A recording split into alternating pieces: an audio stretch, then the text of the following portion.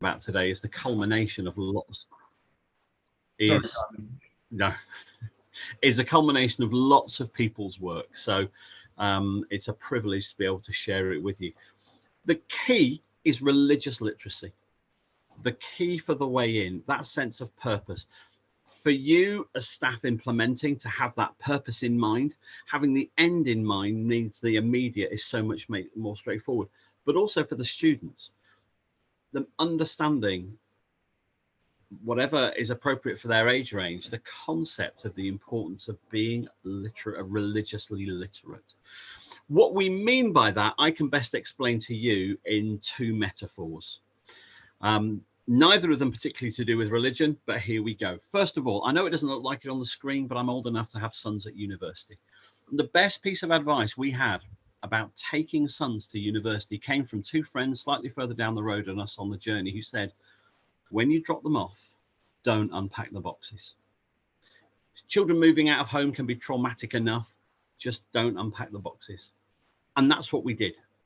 Eldest son, Liverpool University, we carried the boxes out the car, we put them on the ground, we put them in his room, we left them there. Both my wife and I were itching to put the jumpers in drawers, put the duvet on the bed, put up the clothes hangers.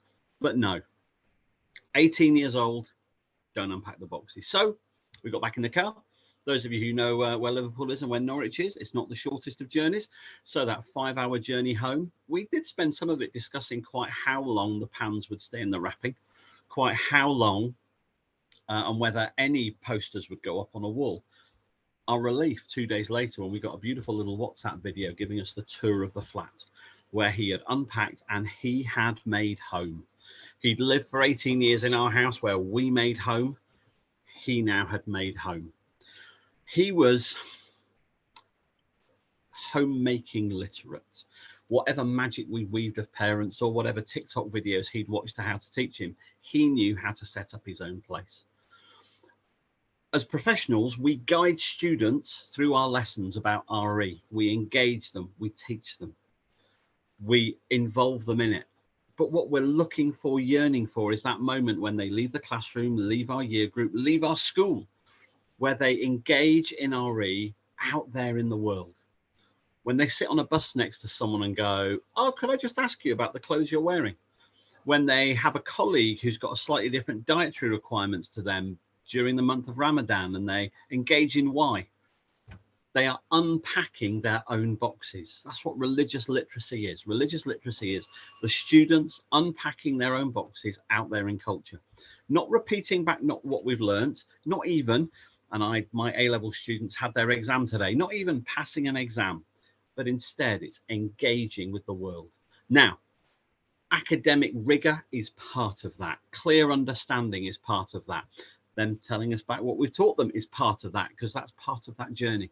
But the end in mind, engaging in that culture confidently and knowing how to hold that conversation. We're on the 5th day of a test match today. And one of my cricketing heroes is Andrew Flintoff. And Andrew has a really wise quote about RE. And he's quite a strange person to turn to, considering his histories in cricket and Top Gear. But Andy Flintoff says he only failed one of his GCSEs. He got a C and above in all of them, except for RE. And he's on record as saying that he feels that's ironic because RE is the one he's used the most since leaving school.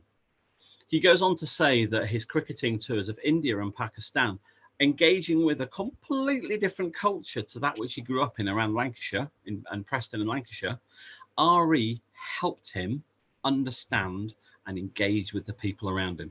For Andrew, RE was practically useful, even though in his terms, he didn't reach a grade C at GCSE. Now, again, what we'd say to Andrew is, oh, think what you could have done if. But Andrew's talking about unpacking the boxes. He's talking about religious literacy. He's got that end in mind of it was useful in the outside world.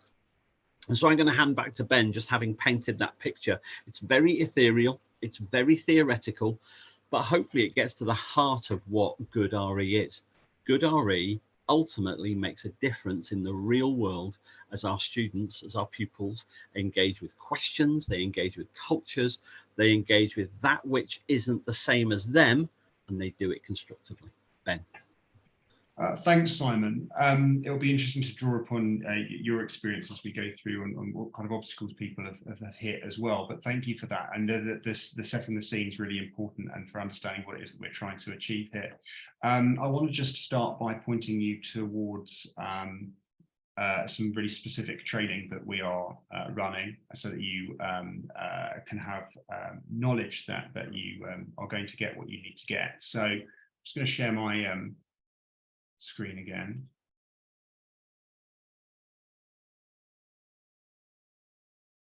Okay, I'm just going to just skip here. So I'll put this elsewhere for you, but we're running 6 trainings over the next year, looking at really specific items. So today is very broad brush strokes, to trying to give everybody something to move them to their next step.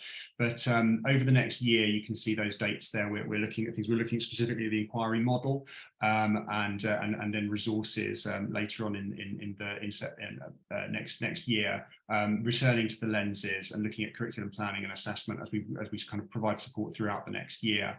I'm happy to obviously support people at various other stages as well. I want to let you know that on Thursday, some people, I run a separate network group out of Alpha in Colchester, and they had asked for a walkthrough of a specific unit, an example unit. So if you're interested and you want to do something very specific on Thursday this week, we're walking through that. That'll get recorded, and I can send out a link for you as well. But you can lift that link out of the slides here. I just want to give you some information pertaining to the syllabus itself. So the things that you absolutely need to know going into this, the 3 lenses, the 3 ways of seeing, the theology, philosophy, and social sciences lenses that are going to take us through this are very important for you to know. The concept of religious literacy as well, as Simon outlined there, the being able to understand the world around us. The syllabus itself, how are we supposed to use it? It's a guide to help you create high quality programs. Schools need to create a program which will fit their demographic, their children, their context. There was a question that came in the chat about how does this work if I'm using a scheme? So if when Ofsted inspect your schools, they will ask you to be able to demonstrate how what you're doing is tied to the Essex agreed syllabus. You need to be able to answer that question. So whatever scheme you are, if you are using a scheme, it is your duty to ensure that it does match up with the requirements of the agreed syllabus. So that's probably the most important thing for you to know if you're using a scheme. And of course, we have responsibility for making sure that whatever happens in our classrooms is what is it best suits the demographic of our schools. In terms of support, so myself and Ruth Everett are available over to support you in any questions that you've got, any support that you need. And SAC RE more broadly, that's the Standing Advisory Committee for Religious Education in Essex. So we can provide you with some support there. There are some RE Online and True to You, RE Today are people that I'm going to signpost you towards today as well. And if you really wanted to get into the inquiry, really mastering that inquiry lens, getting trained as a philosophy for children facilitator might be a really good idea. Now, schemes of work, programs of study. So Norfolk have created a lot, and I'm going to, there are links that you can hyperlink from my slides to Norfolk's resources, which are really worth exploring, and I'll be pointing some of those on Thursday and at other times as well. Saffron Academy, the Saffron Trust, and I think we've got Kerry McGivern here today. Have created a scheme tied to the agreed syllabus, but of course, as I say, it's your duty to make sure that whatever you do is fulfilling the requirements of the Essex agreed syllabus. And we are continuing throughout this year and next to adapt and signpost materials for you. There's a letter that will come out to schools this side of summer that has lots of links and some of the information I've already given you that should support you. And I would highly recommend, if your school is not already signed up to NATRE, that's the National Association of Teachers of RE, for RE, then I would really definitely make sure you do that. In terms of where you get resources from, RE Online is the best place for you to obtain resources which are written and fact-checked and quality controlled by RE teachers for RE teachers. So that is the place to go. They also run some really good free CPD courses. One of the questions that came up in the chat was about making sure that your teachers are confident and that is a good place to go to. So I want to show you a 2-minute video, which it sort of sets the scene, I guess, for exploring. I think it makes a really good starter, maybe to start off the launch of the syllabus next year, to be thinking about children's worldviews, and it comes from a very high quality piece of research. So I am just going to see if that's going to play for me.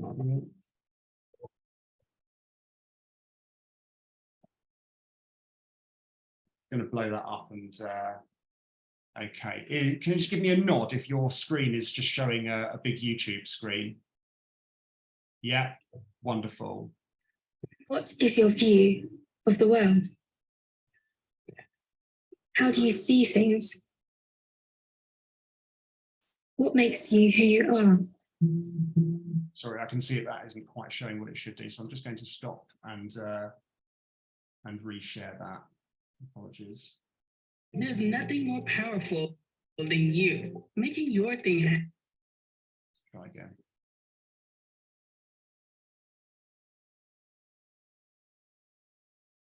There we go.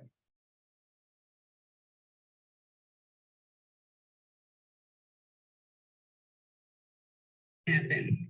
Doing business on your terms.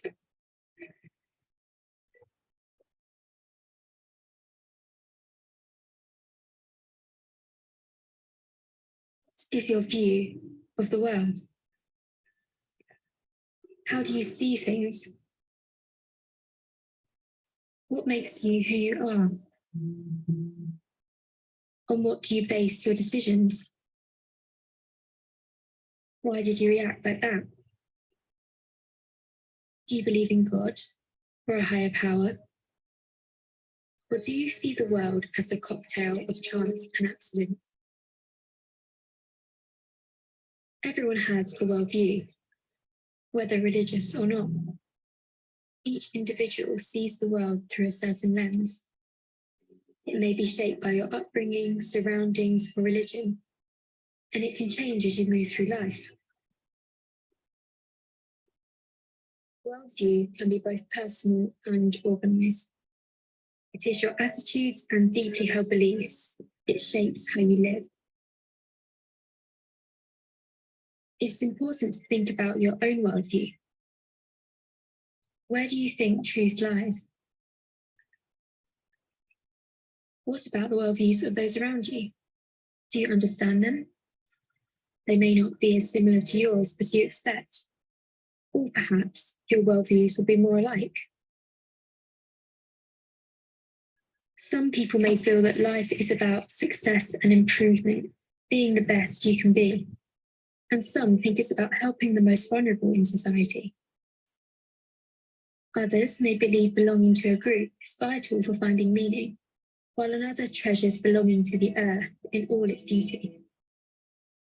And still, most of us will not see the world through only one lens, but rather through a blend of multiple visions. In an increasingly pluralistic society, understanding the world around us means realizing that there is no neutral perspective. Nobody stands nowhere. Do you know where you stand? Why? So I think you might find that to be a really powerful way to start off a discussion in classrooms in September, maybe thinking about getting really opening up discussion. Can I ask, has anybody familiar made use of that in your classrooms? Does that look like something that could be useful for you?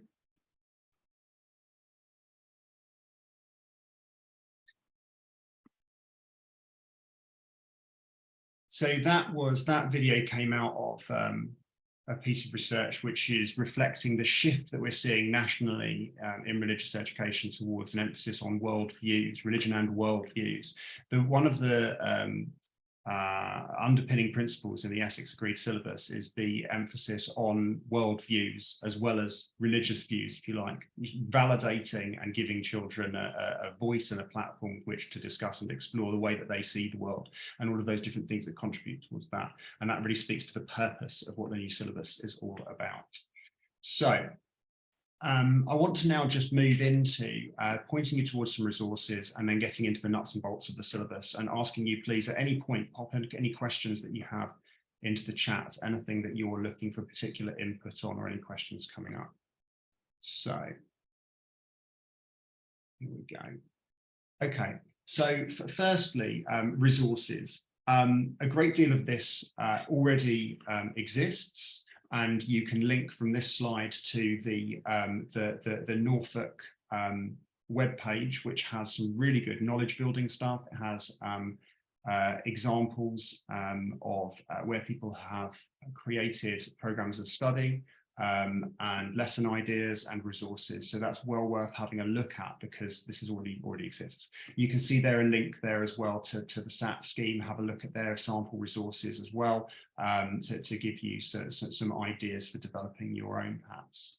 I mentioned earlier RE networks, which exist, one I run, and there are several others around which will come out in the letter that's going to schools in the next couple of weeks. RE Online and TrueTube are linked here. These are really, really high quality resources that you can use, and you can search by key stage or by topic. It has some really good stuff for that might help you out with assemblies and PSHE citizenship, as well as RE on TrueTube as well. Really high quality stuff. And I've mentioned CPD that you can access already. So the nuts and bolts of the syllabus itself. So can I ask, could you give me a quick virtual thumbs up if you know where you would, if I asked you to open a copy of the syllabus, that you know that you could within 2 minutes access that syllabus? Can you give me a quick virtual thumbs up if you know exactly where you would go to get that? Okay. Not many. All right. Okay. Well, there's some hyperlinks in my slides that will take you to a copy of the syllabus. And we'll make sure that in that letter to schools, you're signposted as to where it is that you would be accessing this from. Lauren, you might be able to tell me if you're still here. Do you know how this has been communicated to schools already? I actually don't know how it was sent out. You don't know. Okay. Well, I'll make sure that gets that's clarified as well. So apologies for not knowing that, but I can signpost you towards a copy now. So the three lenses is the starting place for the syllabus. So we're at past now. I'm going to walk you through about 6 core components of the syllabus. Each of them themselves we could spend an hour discussing. So if at any point you want to ask any questions, please just pop them into the chat or put a thumbs up and call them out. Lauren, if you see anybody with any urgent questions, if you want to draw my attention to those, that'd be really helpful. Will do. Okay. So the 3 lenses. Now, what I've done in these slides are a bit of a sort of a glossy index, I guess, to the syllabus itself. The idea being that you can use these slides to support you as you plan and as you open up your understanding of the syllabus. So each one has page references and a link to the syllabus itself. So pages 10 to 14 explore the 3 lenses. And these are the way that we are encouraging children to see through a series of lessons. So we've got the philosophy lens, thinking about the big questions, I guess. We're thinking about perhaps looking for meaning and understanding of the world. The theology lens, asking questions that believers would ask. So that's probably what you might call the original learning about religions. And the human social sciences lens, asking questions about people's lived reality, thinking like a human and a social scientist. So there are 3 lenses that we try and see through. Now, as I've said, that there was training on each individual one of those, which I'll make sure that the recordings are located and sent out to you. And you'll see throughout the syllabus, this color coding exists in order for you to see where these different lenses are becoming the focus. Now, this isn't to say that over a course of 5 lessons with a theology focus, you wouldn't ever think like a philosopher or a human social scientist or social scientist, but that you will prioritize a lens over a unit. And you'll see from the curriculum building part of the syllabus how you might do that over the course of the year. So you might have, would anyone who has done some planning want to just come off mic and come on mic even, and just tell us if they have created any units of work which prioritize these lenses? Want to talk us through what the experience was of that? Anyone that's made some headway here who would be prepared to talk us through that? I've tried to have a little go. I did a unit on, I'm year 5, I did a unit on Christianity and resurrection and whether believing about the resurrection. And I just struggled to find, it's just so broad, I think. I found it a bit overwhelming. And I was a secondary school RE teacher, so I think if I found it overwhelming, then other staff might do as well. So I sort of used a bit of twinkle and a bit of this and that to try and have PowerPoints and things. So I wasn't creating everything from scratch. Okay. But I have found the children that we're currently doing a more philosophical unit, and the children are really engaging with that and really wanting to discuss. And we're doing Is Believing in God Reasonable? And they really, really, really getting into it, and I'm really enjoying doing that with them. That's great to hear, Helen, and especially how a big question like that. And if you know anything about kind of the RE world, Fiona Moss is the person who has kind of originally really pushed hard the idea of having big questions to frame every lesson. And that question, Helen, you've got framing a series of lessons. It's really good to hear how that's engaging. And I think as you talked about the planning being overwhelming for the resurrection part, that's a strong theology lens. Is there anything specific that was really difficult about that, Helen? I think I didn't know I didn't really know where to start with it, and what I was trying. It was I think it's so broad, because I know it's designed so that each school can make it fit for their children. So I totally understand that. But it is so broad, it's a bit overwhelming to know what am I trying to do with them. So I had to, and maybe it is a bit of my secondary background, trying to make it over complexed. Right. And in the end, I decided to try and pull it right back. And we did a bit on what is the resurrection, and we sort of gradually built up those. I can't remember the exact question that it was now. I did it a little while ago. So I think when I stopped putting myself under so much pressure to try and do everything, and accepted that it was going to be little bits, then it became more manageable. Thanks, Helen. I think that there's loads of competing difficulties there when you know too much, maybe you know, to put that across. But also whenever you undergo any new undertaking that is worthwhile, is likely to be difficult and have muddy points, so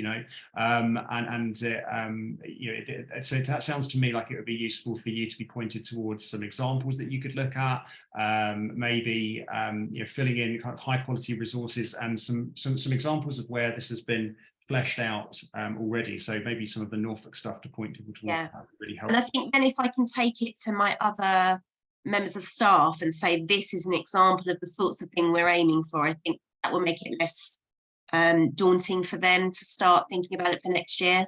Yeah, thank you for that. Thanks so much for sharing, Helen. That's really helpful.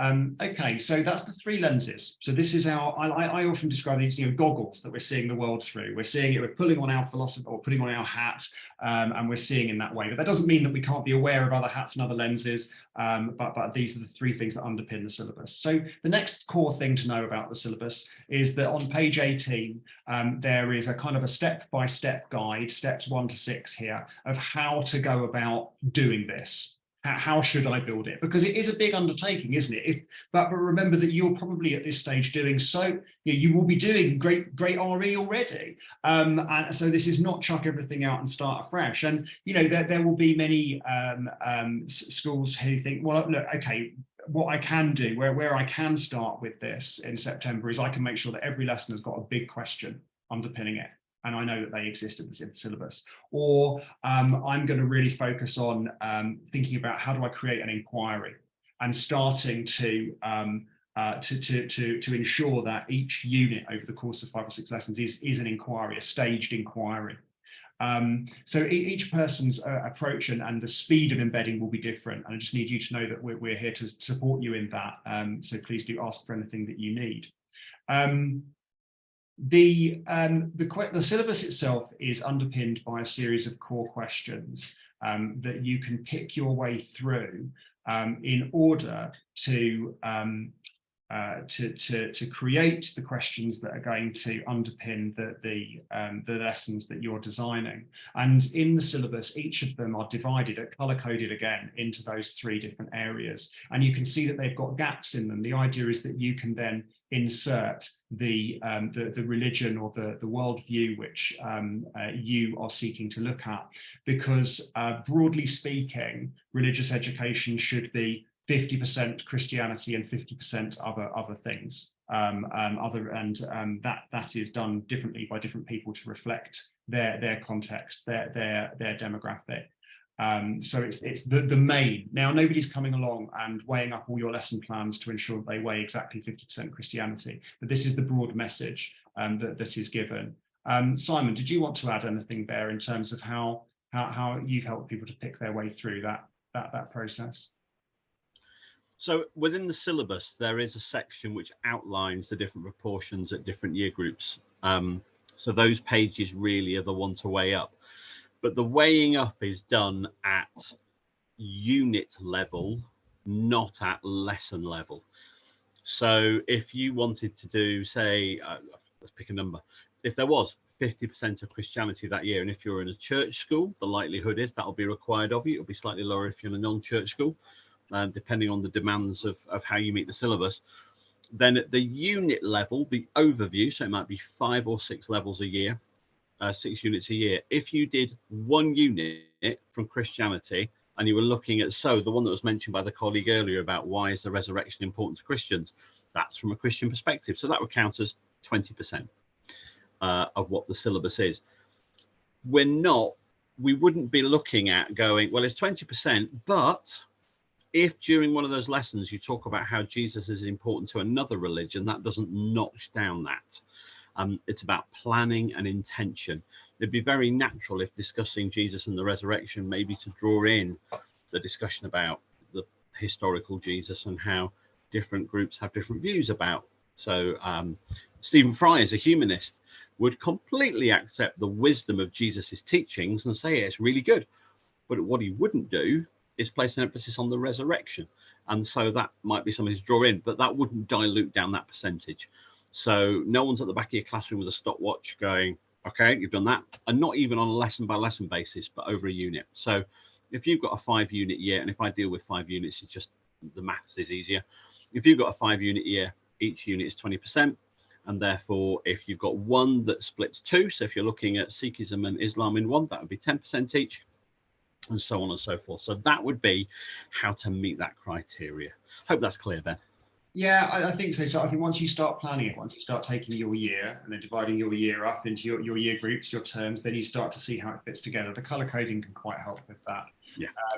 I know that on the SAT scheme sample resources, I can see that they've got sometimes have 2 religions being dealt with at the same time. And that reflects clearly the demographic of those schools. And I think, Ben, it will also very depend on the nature of the inquiry. So yeah. The nature, sorry, the colleague who spoke earlier said there was another philosophical lens about the nature of God and names of, and the is belief in God reasonable? Have I remembered that correctly? Yeah. And in which case it would be entirely appropriate for that unit to be studied from multiple religious perspectives. And so that might draw in there 2, maybe 3, depending on the year. And so there's that flexibility within, but it's that level where it's covered and measured on the nature of the question.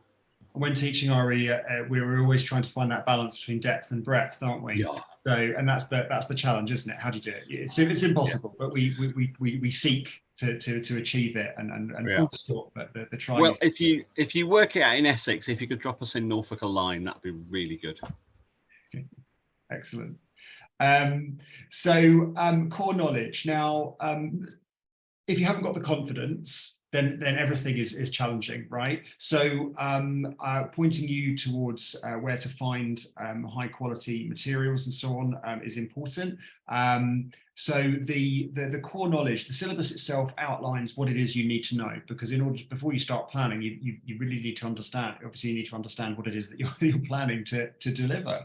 So page 23 to 30 tells you what it is that the kind of the basics in terms of what you need to know. Now, in terms of how to develop that subject knowledge, well, firstly, Norfolk have developed some very good knowledge builders that you can access through their site, but I would highly encourage that you went straight onto RE Online. They do some really good stuff for teachers. If you're going to be teaching about Sikhism, then go and find the Sikhism page on RE Online and read some of that, and it will really, really help you.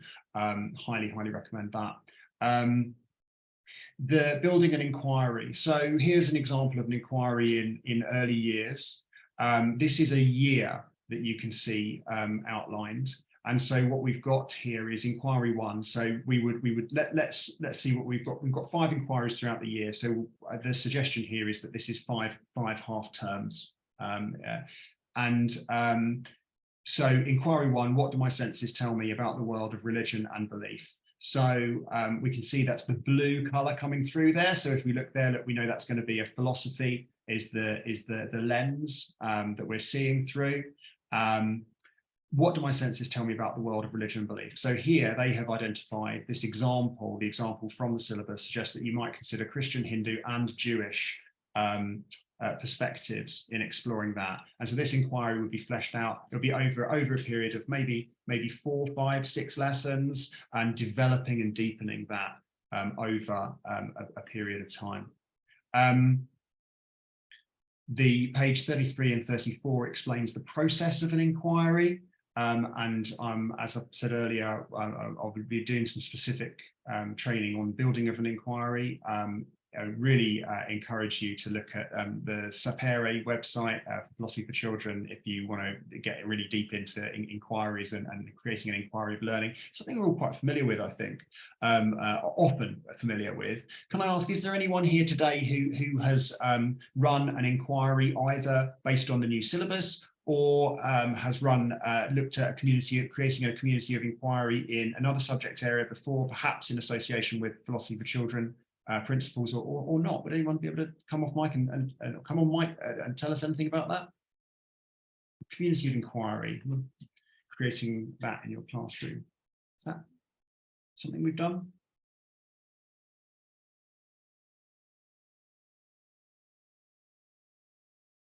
Okay. Well, well worth investing time. So this is about creating that it's about good questioning and questioning skills. It's about creating children who are inquisitive about themselves and about the world. What we're looking here is for a kind of to deepen those skills over a period of time.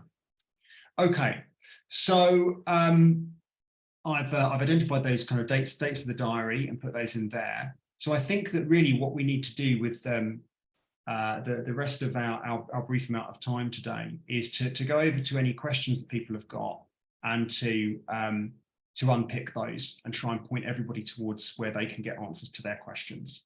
So on this slide here shows all of the questions that came up at the beginning there. All right, and that was one I wanted to address. We've done that one, so I'll just. Okay, so okay, you can see your questions. Who would like to come off mic and ask? Is what can I give you? What else can we give you today? What else can we answer for you today?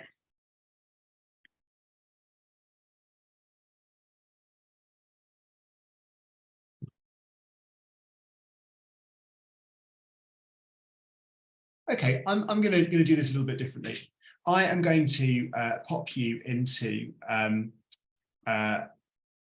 3 breakout rooms, okay, and give you each an opportunity just to talk amongst yourselves about where you're at, what you need, and then regroup to see what questions have come out of that, see if people can help one another. Now, we've got a lot of cameras off, which might create problems. Can I just ask, the camera off doesn't matter so much, but them being able to speak does. So could I ask, is there anyone who, if you're unable to use your microphone, can I ask you to not go into the breakout room? So only if you can use your microphone should you go into the breakout room for discussion of what, where are you at, what do you need, what do you want,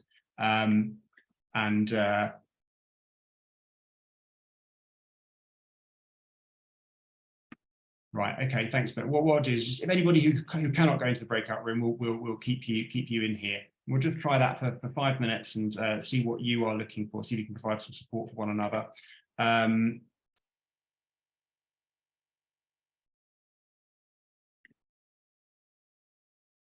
Okay, so I'm creating 2 rooms. I'm assigning automatically, and join the room if you're able to take your mic, to come off mic and to talk through. So here they are, 2 rooms are open.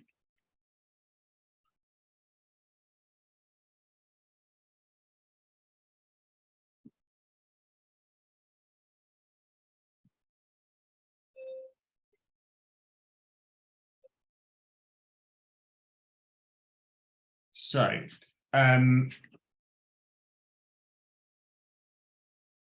lovely. All right, so what I'll do is, Lauren, would you mind joining room? Can I pop you into room 2? And I'll just stick in the main area here.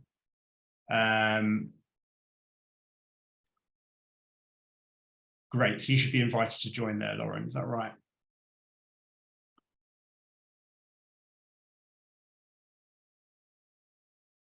Okay, so Carolyn, Miss Knightsbridge, Samantha, Jay, Puxley, and Ben. What can I give you? What would you like? You pop it into the chat if you can't come off microphone. Come onto microphone.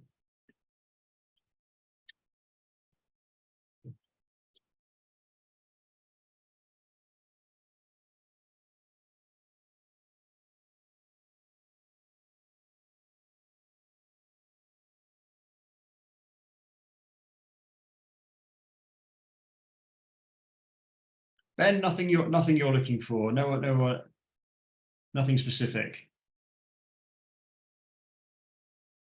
Carolyn, Samantha, Miss Knightsbridge.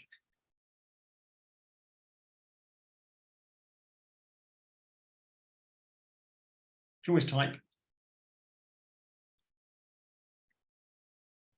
Okay. Yeah, so the subject knowledge.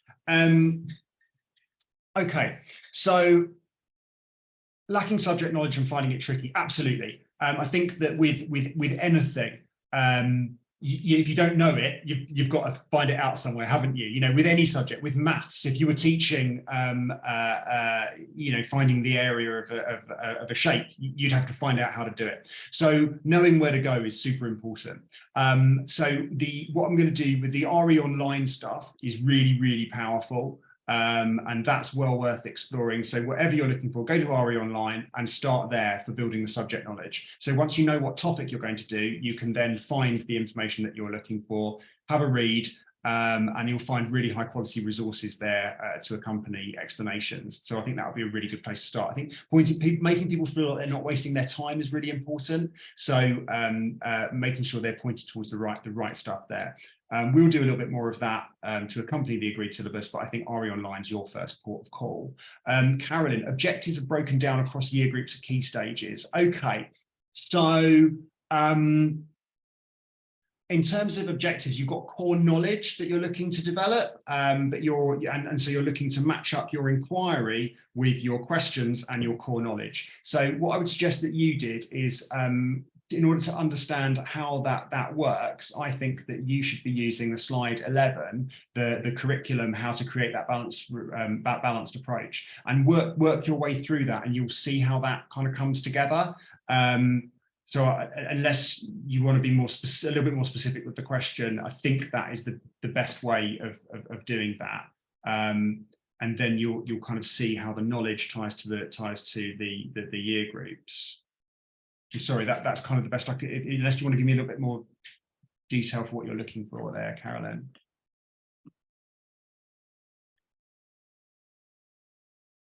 But if you wanted to join on Thursday, I guess I could probably give you a clear example of that might help you to then kind of translate that across.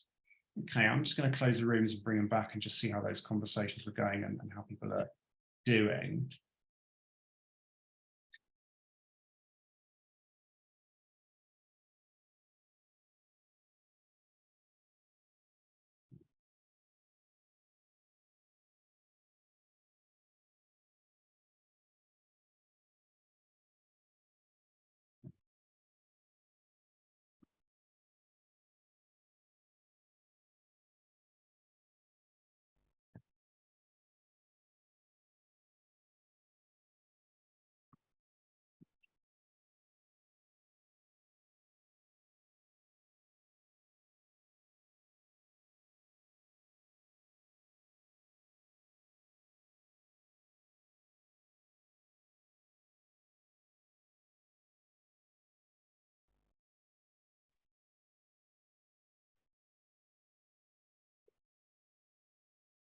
Okay, welcome back, everyone. So I just wanted to regroup us and just see what was coming out from those discussions and you know, where people are at and what's helpful there. Simon, you able to give us a quick rundown of what was going on in your room? We will, but first, I'm sorry I didn't catch your first name. R. Kaufman. You were mid-sentence. Is Yeah, now Rachel. Appropriate? You were about No, to that's make fine. up Yeah, I was just going to say that I agreed with Stacey. We implemented this back in October, so we missed autumn 1, but we've been doing it since autumn 2. And definitely the old syllabus was so heavy on knowledge that it put the teachers off and it put the kids off. But since we've been using this sort of scheme, and this is the first training I've had, so this has been really useful to confirm that actually haven't totally missed the mark with what we're doing. It's made the children much better thinkers. They've become philosophers. There's much better engagement from staff in teaching it. Some have been unsure in terms of subject knowledge, but I've been able to support them. But the staff who've generally they've been much more engaged in teaching it, and the response from children in lessons, because they are having to think for themselves and think in different ways, I've found this much more positive as a school than the old scheme. So. And that would be the flavour of our discussion. It was about my terminology would be the long game of the syllabus, which is you don't in every lesson, every unit, or even in every year have to cover everything, because the way the syllabus is spread out means a child's journey through their year, through their key stage, across phases, and ultimately across the 9-10 years of the syllabus means that's how they build their religious literacy. It's not about this year you've got to remember all that. We looked at the idea of the spread of religions and that wonderful word of at least, whereby there's the request for the religions that are covered, the spread of religions and worldviews that are covered, but it's not restrictive and not saying, no, you can't go there. And so the knowledge is spread and focused, allowing children to develop and grow. Thank you. That's really helpful. Rachel, I think that your phrase there, that they're becoming philosophers, is really, really important. And I think when you're teaching history, you're teaching the children how to become historians, the skills of the good historian. I think if we make that the core, that's really, really helpful. Fantastic. Okay, wonderful. Now, has anyone, would anyone else be able to tell us about their experience of implementation so far? Any other experiences to share? What's been good? Rachel, can I just pick on you for a moment? Could you tell us anything else about how you've overcome any difficulties with trying to develop and implement this?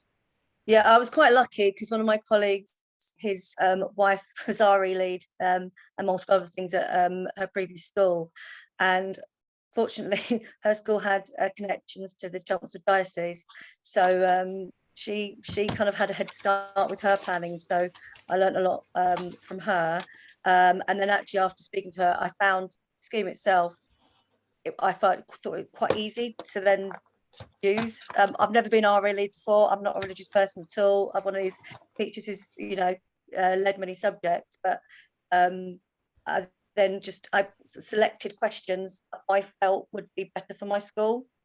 And then, as we said in our meeting, like Simon said, I took the philosophy that it was at least, Christianity and the one religion in Key Stage 1, and at least however many in Key Stage 2. So to really build in those things. I found it hard, like someone said earlier, in terms of resources, and how to support staff in terms of resources, because literally I was Googling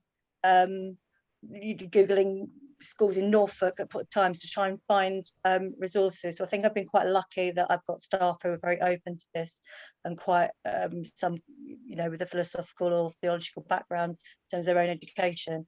So I would definitely have been exploring the resources you mentioned, because I think that's been the hardest thing with staff who are less confident and I haven't been able to steer them in one way. I've just had to try and do it myself through my own experience. I think that's so, yeah, thank you so much, Rachel. And I think that it's that long game. It's knowing it's worth investing in. It's recognizing that the skills are worth developing, and then knowing how not to waste time in trying to get there as well. So I think if I just make the last thing that we do today, just showing you so that you've seen it, right? The two websites that I think you should really be paying attention to. Okay, so you should, yeah, lovely. You can see that screen. All right, so from that slide 4 there, and I've just posted the slides again there. If I click on RE Online, and let's see, is it opened up RE Online for you? Yeah, lovely. Sorry, my Zoom, even after all these years of lockdown and Zooming since then. Right, so this is RE Online, okay? So within that, you can search by key stage, religion, worldview, and so on. And if you hover over knowledge here, it can take you to each of the individual religions or worldviews, and there it takes you through this. That's a picture of the Golden Temple. That's my summer holiday this year. I'm going off to northern India to visit the Golden Temple. I'll be sending some photographs, and so then you can then read through from a highly qualified Sikh who has written this for education. It then takes you through the things you can have a look at, what further websites to visit, and gives you, there's loads of great stuff there. Also within RE Online, you can also find in professional development, you'll find some free online courses. So it might be that this is a good time for registering for any of those. There's some really good resources that you can courses you can jump onto there. My colleague Kate Christopher wrote some of these. We used to run an RE department together in Southend, and she's been working with Cullen St Gabriel's to develop these. They're really very good. If you go to TrueTube, TrueTube is you have to sign up for it, but it's free. And they're really topical. So whatever's going on in the media or in the world or in religious calendars, it will be here. And as I said, it's kind of PSHE citizenship as well as RE, but it's big RE focus. I really like for Key Stage 1 and early years, the Charlie and Blue series is really good. Looking for kind of answering those big questions. It comes with fantastic lesson plans and resources as well to support that. Those photocopiable resources, great videos, really high quality stuff. Have a dig around that. So those are the two places I'd suggest that you really started your exploration when you're trying to resource yourself for rolling out in September. Okay, so I'm happy to stay on for a bit for anybody who would like to ask any further questions or doesn't think they've got something to kind of go to next. I've got all those dates and links that are in the slides there, and that will come out. If you could do me a massive favour and pop your email into the chat, then I will make sure that you get added to my mail list where I send out anything that I think might be useful to any RE teacher. So if you want to put your email address in the chat, I'll make sure you get on a kind of a circular of anything that you might find useful. And I think that's probably it. So please hang on if there's anything that you'd like me to talk with you specifically about. Maybe I'll see some of you on Thursday if you want to go for a walkthrough of a unit. Otherwise, I hope to see some of you in September for any further training. This recording will get sent out, and I hope you starting to feel more confident. Anything worthwhile is difficult to begin with, but it is worthwhile. It's a good one. Thank you very much.